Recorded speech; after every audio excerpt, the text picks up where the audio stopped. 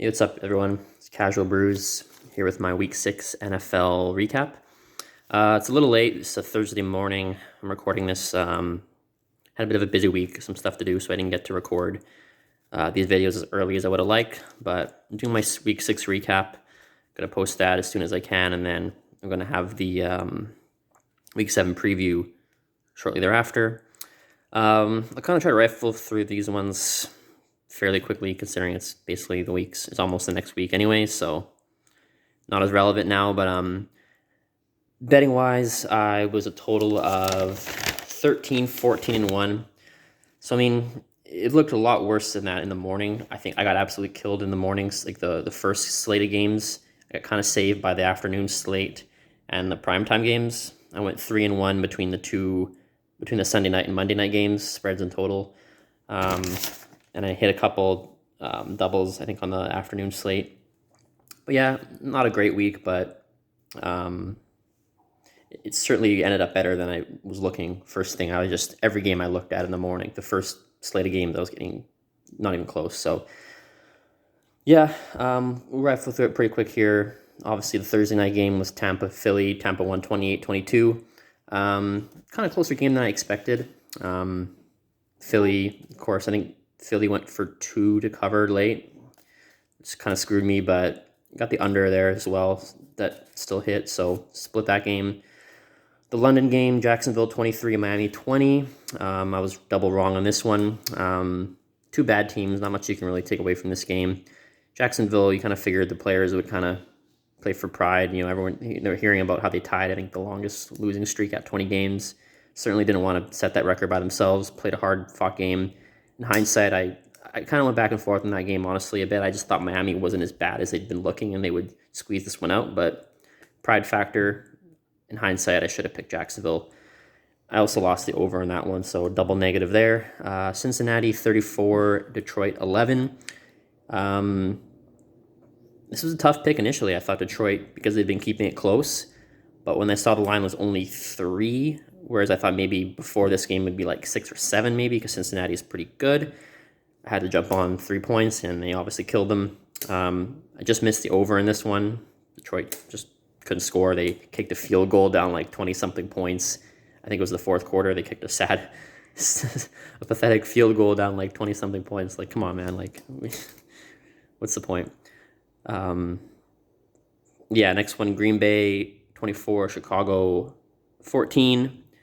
I was double wrong on this one too. I thought Chicago would keep it close. Green Bay's defense played pretty well.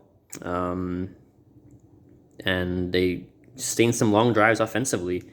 Really methodical down the field, shoot up the clock, and didn't give Chicago enough time to really pull their end of the bargain to cover or hit the over, which I had, and lost, obviously. So, yeah, that one sucked.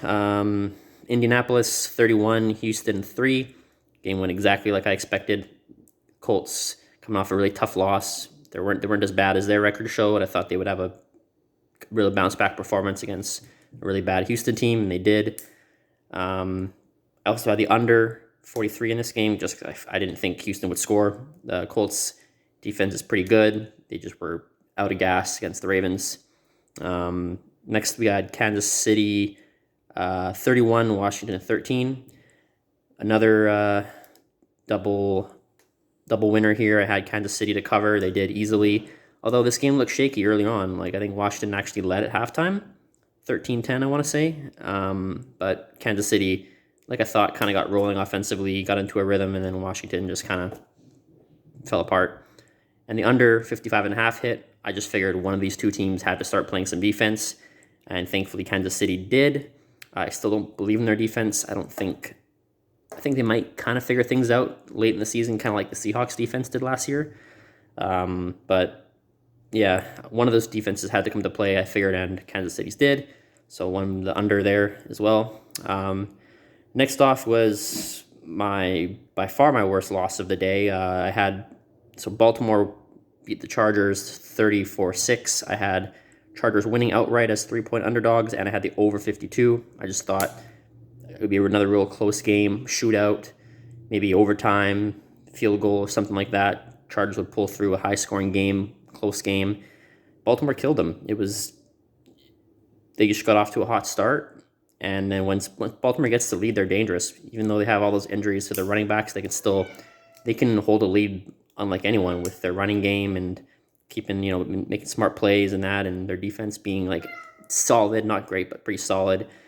And then Chargers didn't help matters by going for every fourth down, which had worked throughout the year, but eventually the law of averages was going to come back and bite them in the ass, and they were going for like 4th and 5 on their own 15-yard line and shit like that, and not converting. And at that point, it was still like a 2-score game, and then that's when Baltimore just blew it open there after those decisions. You can't really blame them too much, but I mean, it was still early in the game. You probably in those cases should have punted that deep in your territory, unless it's like a inch to go or something. But yeah, so they got smoked there, and obviously the over didn't hit.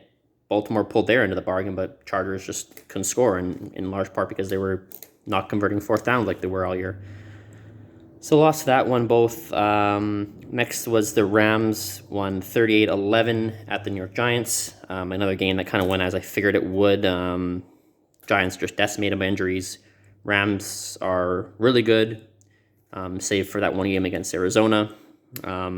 This one was weird. Like when I was making my picks on, I think it was the Tuesday or Wednesday last week, this game for some reason wasn't bettable on the betting site I used. But when I finally did lock it in, I had it Rams 10.5, and I had it 49. I know I said in my things I said 48.5, but I go off of what I can actually bet it on, which was 49, which was kind of lucky because the total ended up being 49. So at least when I actually bet it, it was a push. So giving myself a tie there. Give us I said in the video 48.5, so take it for what you will. I bet it at 49 tie. So it was a bad beat though, because I think it was near the end of the game. The Giants scored that last touchdown and went for 2 to make it get to 49. So anyway, next we had Minnesota 34, Carolina 28. I picked Carolina to win outright. They were 1-point underdogs. I thought McCaffrey was going to play. I think it was like the day of or the day before, after I'd already bet it, they rolled him out and on IR, I think, too, to make matters even worse. And also, I thought Dalvin Cook was like questionable maybe, and he ended up playing well. I didn't think that one mattered as much because their backup was playing so well anyways. But Cook came back, McCaffrey was out, so I had a pretty bad feeling about this one going into it, and it was close. Like I think Carolina led throughout, I want to say, and then Minnesota came back and pushed into overtime. Maybe the other way around. I don't know. It was a close game for the most part. There was like a couple dramatic, like late game plays that pushed it to overtime, and obviously Minnesota won with a touchdown. And I had the under in this game. Wasn't even close. Way over. Next one, another double loser. I had Cleveland -3, and it was Arizona 37, Cleveland 14. Baker got banged up. Didn't really matter. They were getting killed already. Arizona's legit, man. I don't know. Another bet in hindsight I feel stupid about, just looking at the two teams. Cleveland's kind of in a tailspin. Again, I also didn't know that I thought maybe Chubb was going to play or something when I made this bet. I don't know. But then also Kareem Hunt went out too. So Cleveland looks in trouble. Like I think they're only 1.5-point favorites tonight against Denver. And Case Keenum, I think, is starting in that game. So yeah, Cleveland looks in trouble. Their defense has been very hot and cold. It's looked great some weeks, and just obviously like this game and then the Chargers game, it looks terrible other games. So I don't know. They're in trouble. I had the under, and Arizona's 37 points didn't help me there at all. Even though that was close, it was 51 total points, so I was close, 49.5, but it went under. Next up, so my big game. I wish I had more money on this game because it was like that. It was the latest game I think in the slate, the 1:25 Pacific, 4:25 Eastern local game. I had Dallas to cover 3.5 at New England, over 51, and both were like the most dramatic covers. Like I wish, like this is why I feel like people get so invested into gambling. Me, I'm not really. I just do this for fun. Bet like very low amounts in each game. But if I was like a big time bettor, like like the Barstool guys and other people you see on Twitter, it'd be cool to like. This game would have been like insane to watch, like, even with the minimum amount of money I had on it, just for my pick's sake, because my picks had been so bad up to this point. I needed this double win, And with all the things that happened, the pick six, and then the instant New England touchdown right after that, and then going and Dallas coming back and getting to overtime, and it's a crazy game back and forth. Because I had Dallas minus 3.5. Once it got to overtime, I'm like, great, it could be a field goal here. Because I think once who started with the ball? I want to say Dallas did, but then they punted, or maybe vice versa. I think New England started with the ball, but they punted. So I knew, okay, great, Dallas is going to kick a field goal and I won't get the cover because it's 3.5. But sure as hell, defensive breakdown. CeeDee Lamb beats whoever that was to the end zone and it gets a touchdown. Like, improbable, right? They didn't need a touchdown. They could have won with a field goal. But so that worked, and then the over hit in the third quarter, I think, or something like that. No, not the third. I think it hit off of the New England touchdown after the pick six, I want to say. So that was like it was obviously bad that New England scored a touchdown, but at least that guaranteed the over too. So like, okay, well, at least I got one for sure here, and then hopefully Dallas could still win and cover, which they did. Dramatic fashion, crazy game. It was fun to watch. So I won both there. Next one was Denver.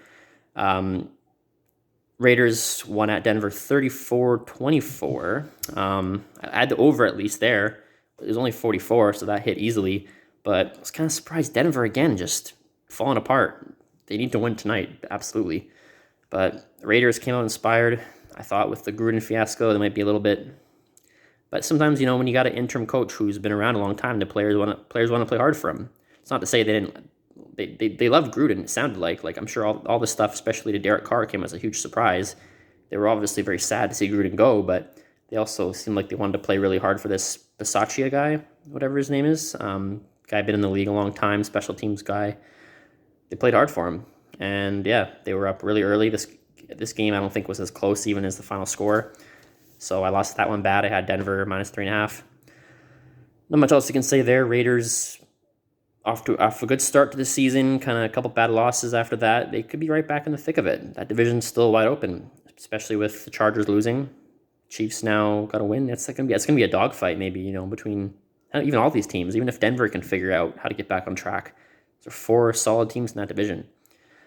Next one, we had I already made a recap on this, but Seattle, I had them plus 4.5 against Pittsburgh. The final score was Pittsburgh 23, Seattle 20 in overtime. The game went pretty much exactly how I thought it would, except I didn't see it going to overtime. I could kind of see like that same score, but just like a game where Seattle just couldn't quite come all the way back, just the quarterback disparity. Not that Big Ben's really lighting the world on fire these days, but I just feel like that offense experience and all that would just kind of allow Pittsburgh to hang on in a game that was going to be around that score. But Seattle still made it interesting. They were down 14-0, looked terrible offensively early on, figured some things out, got the running game going. I was kind of shocked by that a little bit. But it looked good. The running game looked good. They got right back into it. And once it went to overtime, I was like, okay, anyone's game. Once Seattle got the ball back a second time, I think it went punt, right? Each team punted. Seattle got the ball back. I'm like, we can do this. I really thought we just need a field goal. The running game's going good. And then, unfortunately, the best player on the field made the play that won the game, TJ Watt. It's pretty easy to say he's the best player on both sides with Russell Wilson out. And yeah, he just made the play. He made a play the possession before that, stopped that drive, and he made another play. Sack Geno, fumble, game over. Not a lot you can say there. I mean, I saw some encouraging signs from Seattle. Their defense played pretty well, I'd say, especially in the secondary. Pass rush was pretty much non-existent, but Pittsburgh gets the ball out really fast, so I'm not going to put too much stock into that. A lot of teams haven't really got a ton of pressure on the Steelers on Big Ben this year, but the secondary played pretty well, I thought, so that was encouraging. Last one we had Buffalo. I had Buffalo minus 5.5 at Tennessee. Final score, Tennessee 34, Buffalo 31. This game looked like at times Buffalo was going to kind of break it open, and Tennessee just fought back. They're good. They're a solid team. Their defense, both defenses were awful. Just couldn't stop anything. It was. That's why I don't blame Buffalo for going for that fourth down. I don't think anyone really does. You almost guarantee, get a fresh set of downs at like the 2-yard line. You're pretty certainly going to get a touchdown against that tired defense. And then it'll just come to a coin flip. Whoever would win the coin toss pretty much is going to go and win the game. The defenses were so tired. They're banged up. They're bad. So I don't blame Buffalo for just trying to win the game right there as opposed to counting on a 50-50 coin toss. So, I mean, even if it went to overtime, I was kind of screwed with my spread either way. Like, Buffalo was going to go in and score, only win by 8. Or, sorry, only win by 4, because it would be 38-34. Or go to overtime. Tennessee probably wins if they get the coin toss, and then Buffalo, I don't know. So, I mean, yeah, it was tough. I mean, I had Buffalo, obviously, they didn't win. But I had the over that hit in the third quarter. So, overall, not a bad week. Wrap this up. So, I went 13-14-1 based on what I bet. If you want to go off of what I actually said in my picks video, because I couldn't bet the Giants game at the time, you could say I went 13-15. Hopefully for a better week. Looking back at my picks, I kind of maybe was a little too, like, I overthought a couple of these games that, like, in hindsight, maybe hindsight's 2020, whatever, I'm like, this should have been so obvious, right? Like the Raiders game, for example. Denver had looked bad. Raiders have looked better at their best than Denver has. So why did I pick Denver? -3.5 even too. Like anything more than 3, I should not have picked Broncos. And then also, like, I don't know, a couple over-unders were stupid in hindsight too. And like I in that Carolina game, my gut was even saying Minnesota, but I'm like, again, I overthought it. I'm like, oh, maybe McCaffrey might play. I'm like, oh, maybe Carolina's really not, but maybe Carolina can get back to where they were. No, they're not that good. Minnesota has looked better than Carolina has. Should have picked them. So try to be a little more with my gut, with my eye test, not just overthinking and analyzing things too much in my next picks. And yeah, we will catch you guys later.